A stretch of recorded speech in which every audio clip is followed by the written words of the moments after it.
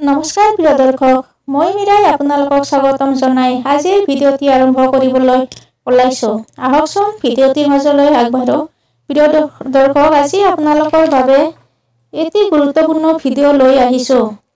এইবাৰ অৰ্থাৎ 2024 চনৰ মহাশিৱৰাত্ৰি উপবাস কোন দিনা থাকিব আৰু কোন সময়ত শিৱ চতুৰ্দশী আৰম্ভ হ'ব, আহকচোন জানি লওঁ। আপোনালোকে যিসকলে মহাশিৱৰাত্ৰিৰ ব্ৰত থাকিম বুলি ভাবিছে, তেওঁলোকে এই বছৰ 2024 চনৰ ফাগুন মাহৰ 24 তাৰিখ শুক্ৰবাৰ, ইংৰাজী মাহৰ 8 মাৰ্চ তাৰিখে ৰাতি 8:01 আৰম্ভ হ'ব শিৱ চতুৰ্দশী আৰু পিছদিনা অৰ্থাৎ 25 ফাগুন 9 মাৰ্চ তাৰিখে শনিবাৰে আবেলি 5:43 শিৱ চতুৰ্দশী শেষ হ'ব।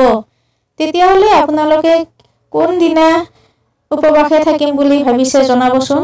যদি আপোনালোকে শিৱ ৰাতিৰ উপবাস থাকিম বুলি ভাবিছে, তেতিয়াহ'লে 24 ফাগুন 8 মাৰ্চ শুক্ৰবাৰে ৰাতি 8:01 পিছত শিৱলিংগত পানী ঢালিব পাৰিব।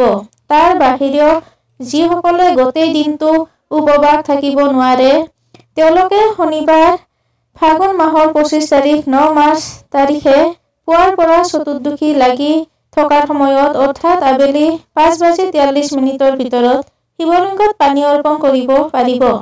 প্ৰিয় দৰ্শক, আৰু এটা গুৰুত্বৰ কথা মনত ৰাখিব, আপোনালোকে চতুৰ্দশী লাগি থকাৰ সময়তে ব্ৰতৰ পালন কৰিব। নিৰামিষ আহাৰ গ্ৰহণ কৰি বা হবিষ্য খাই উপবাস ভাঙিব পাৰিব। দৰ্শকসকল, ভিডিঅ'টি ভাল লাগিলে মটিভেশ্যন কোৱাটছ বাই মীৰা চেনেলটি ছাবস্ক্ৰাইব কৰিব, লগতে লাইক, শ্বেয়াৰ আৰু কমেণ্ট কৰিবলৈ নাপাহৰিব। পুনৰ লগ পোৱাৰ আশাৰে আজিলৈ আহিছোঁ। ধন্যবাদ।